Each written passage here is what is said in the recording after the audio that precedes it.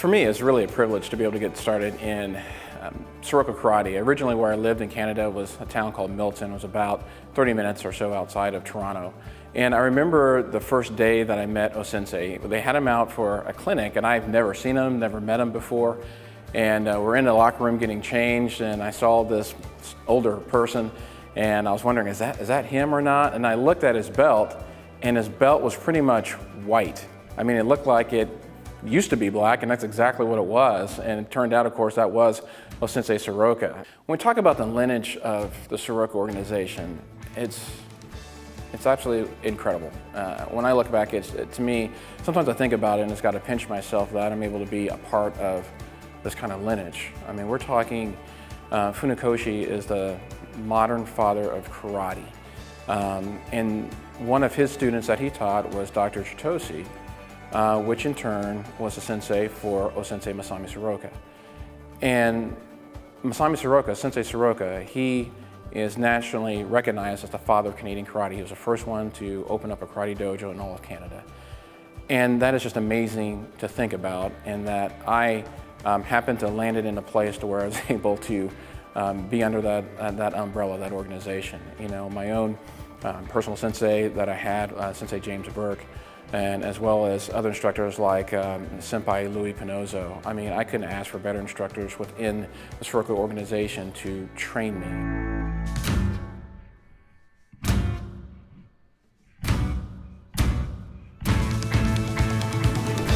For me, Kansas City Tsuruoka Karate Do is all about not only just obviously passing on the teaching of O-sensei. I mean, that's really like our organization's mandate, is to continue his teaching, and so there's obviously that as a foundation to it. But karate is something that is personal. And when I look at our organization, it's been 15 years this month that we've been doing Kansas City Tsuruoka. And for me personally, I'm also a pastor. So for me, karate is just not a matter of learning how to kick, punch, block, and self-defense.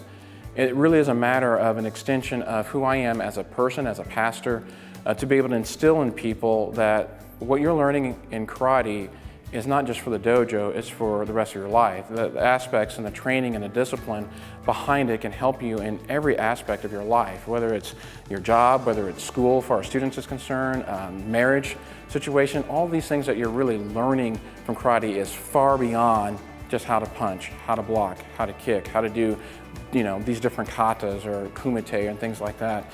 It really is about affecting and changing your life. And for me, karate has always been like that physical training that relates to me spiritually, what I want to be, and my continued walk in relationship with the Lord, and even as a pastor.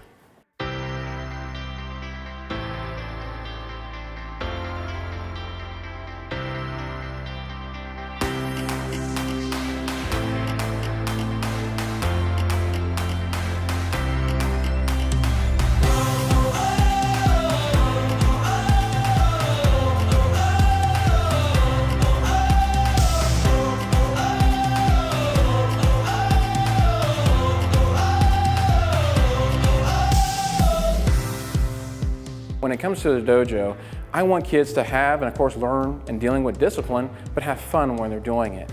And I would say some crazy things, you know, like if they don't us loud enough, which means I understand, or if they don't ki-ai loud enough, you know, usually I'll stop, and by this time a lot of kids will start rolling their eyes because they know what's coming next.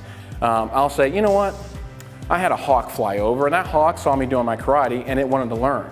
And when it came time for that hawk to us, guess what? That hawk is louder than all 20 of you guys, you know, and I'll say something crazy like that, or I've got some fish, or I got a raccoon or something like that. And they laugh and they have a good time with it. But yet, you know, it's also getting that discipline. I'm teaching them something. Yeah, we need to have a good loud us or a good loud ki-ai because it's good spirit. It's part of that training. And it is a hard balance for me to make sure there's that fine line between discipline, training, and learning, but yet wanting them to have fun and have a good time. And they need to learn that. And usually it takes for a new student a couple of class times where they get used to me and get used to that kind of idea. But I think that's part of our success that we have. I mean, yes, it's affordable karate for the family, but also that when they leave here, they're having fun, they're having a good time, they're learning, but they're doing it in a fun way. The great thing about karate, no matter how old, no matter what kind of difficulties that physically maybe you can have, you can always still train in karate. And that's what's great about it. And I hope if there's anything I can instill in people, and my students, is don't ever give up. Don't ever stop. You never know where this can take you, the kind of relationships you can have, the things that, again, that can happen through your life and affect other people's lives by just a simple thing called karate.